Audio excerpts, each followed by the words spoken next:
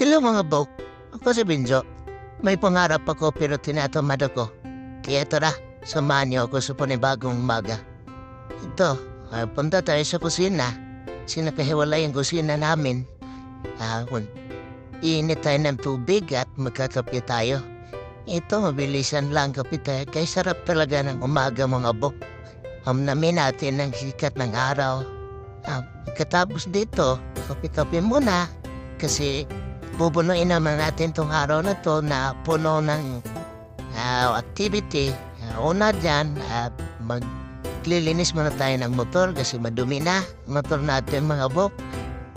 Saka papakainin muna natin yung ating mga lagang pato.